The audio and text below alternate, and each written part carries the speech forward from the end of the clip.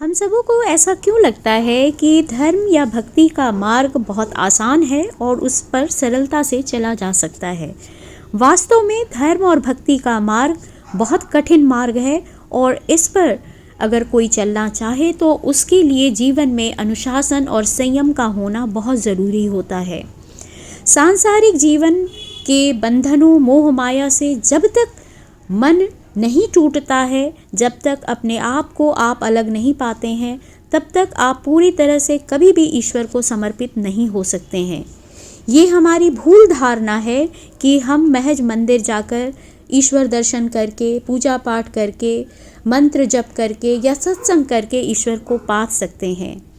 आपको वहाँ एक रास्ता तो मिल सकता है, बट उस पर चलना आपको स्वयं होता है और इसके लिए भी ईश्वर की कृपा होती है, तभी आप उस मार्ग को समझ पाते हैं या उस पर चल पाते हैं।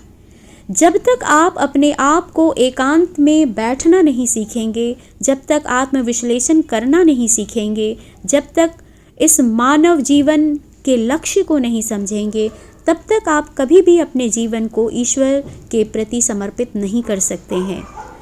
एक छोटे से बच्चे का भी जब जन्म होता है, उसे भी अपने लक्ष्य को प्राप्त करने के लिए काफ़ी धैर्य, मेहनत और संघर्ष से गुजरना होता है। तब एक लंबे समय के बाद उसे अपने लक्ष्य की प्राप्ति होती है। तो फिर इस धर्म के या भक्ति के रास्ते पर इतने आसानी से कोई भी ईश्वर को कैसे प्राप्त कर सकता है? बड़े से बड़े तपस्वी या संत जनों ने भी न जाने कितने त्याग और तपस्या के बाद ईश्वर की भक्ति प्राप्त की है। बहुत सारे सांसारिक बंधनों से, मोह माया से अपने आप को विमुख करके एकांत में बैठकर तब जाकर उन्हें जीवन का सार समझ आया है।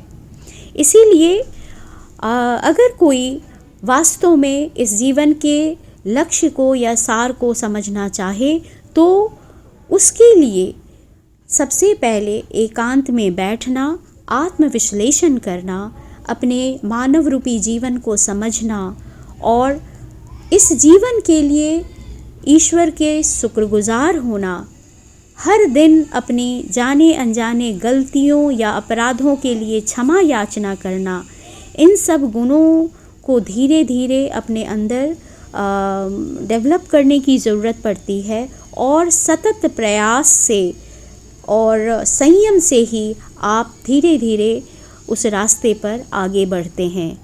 ईश्वर भक्ति का एक लक्षण ये भी हो सकता है कि आप समझ सकते हैं कि अगर आपको उठते बैठते सोते जागते ईश्वर स्मरण रहते हैं, हर पल आप उनके शुक्रगुजार होते हैं या अपनी गलतियों के लिए आप उनसे क्षमा मांग रहे होते हैं, तो शायद ईश्वर की भक्ति या कृपा की शुरुआत एक तरह से हम अपने ऊपर समझ सकते हैं।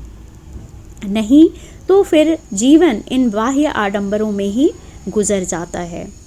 मैंने दोनों तरह की ज़िंदगी को जिया और अनुभव किया है और ये सच है कि सांसारिक जीवन में ये सुख कभी नहीं मिल सकता है। आप सबों का बहुत बहुत धन्यवाद।